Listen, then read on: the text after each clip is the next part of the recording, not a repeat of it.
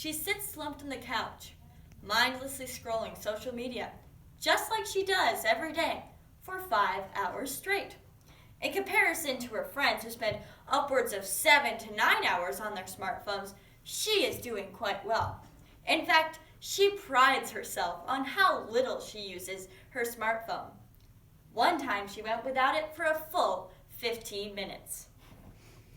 As a student living in this era, with more technology at my fingertips than I honestly know what to do with technology making huge advancements, the struggle to keep my head above water and not drown in the unceasing production of technology is an immense challenge.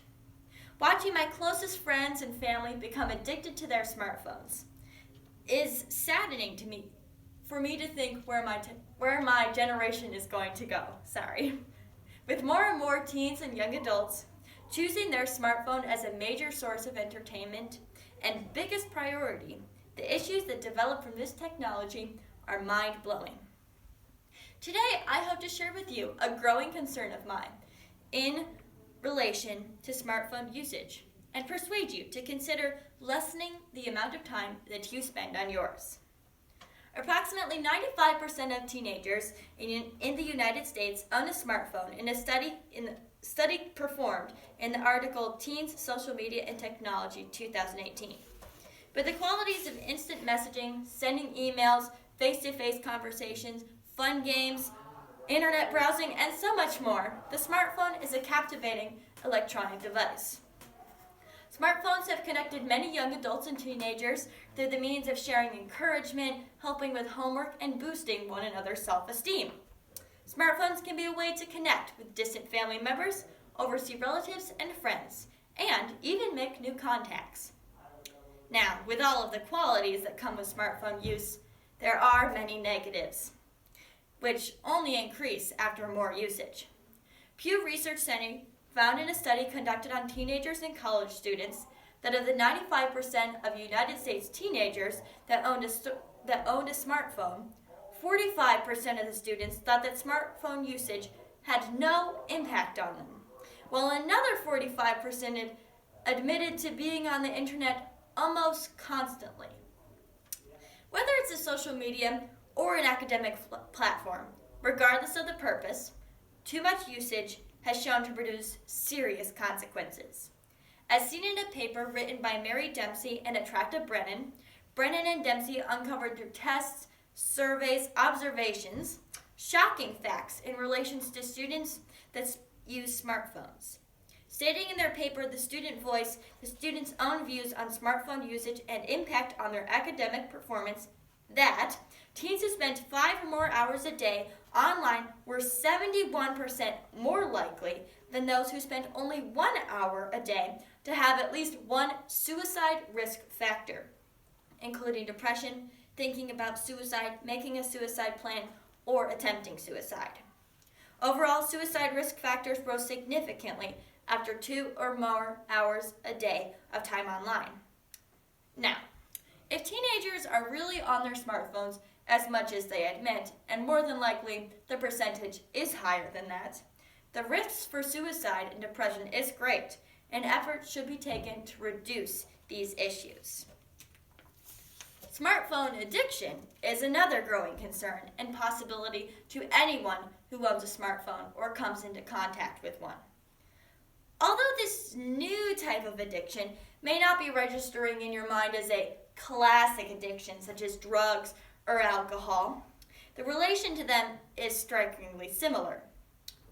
Tammy Valentine, in a report on smartphone addiction, good or bad, describes symptoms of addiction as needing to have the smartphone nearby, constant checking for messages or notifications, insomnia, irritability without a smartphone, negative effects in schoolwork, and an increase in anxiety. Now, along with increasing suicide risks and addiction and depression, the smartphone has been used for cyberbullying. In the book, Bullying Beyond the Schoolyard, Preventing and Responding to Cyberbullying, the author states cyberbullying as willful and repeated harm inflicted through the use of computers, cell phones, and other electronic devices. Cyberbullying is most often seen and used on social media chatting platforms to and from students. Cyberbullies send demeaning messages to the recipient, oftentimes in regards to pornography or hate speech.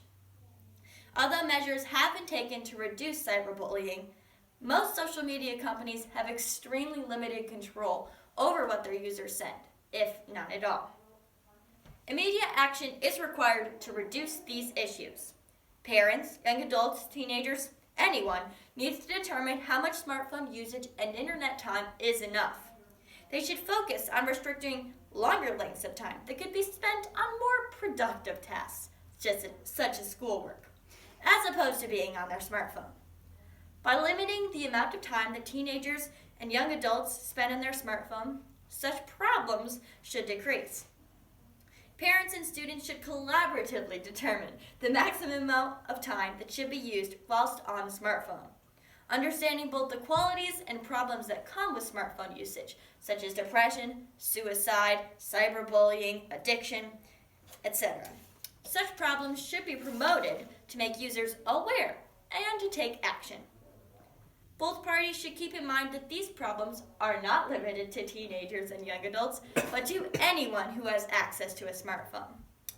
Katie Hurley suggests in an article that procedures like making a plan, establishing screen-free zones, or observing healthy behaviors should help lessen smartphone addiction problems, found on scicom.net.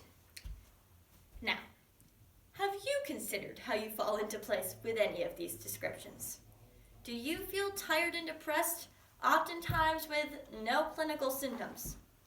Have you been awakened at night and felt the urge to check your phone for messages or notifications? When you are sitting at the dinner table, do you find yourself scrolling through Facebook or Instagram and not talking with your family members? Have you been a harassment to someone over a text message? With such a vast amount of smartphone owners in this country, and particularly in teenagers, the issue of smartphone addiction or issues in relation to it does not decrease. Sadly, for most users, they frankly do not care about the consequences that come with smartphone usage. As an owner of a smartphone myself, I fear what may come of my friends or even myself if this issue is not better promoted. How about you? Are you prepared to take action for yourself and for others that you may be concerned about? Like the analogy of the girl at the beginning of my presentation who sits slumped on the couch, mindlessly scrolling social media, not only will more people become addicted like that, but more drastic issues will occur. The time for change is not later. It begins now. Thank you.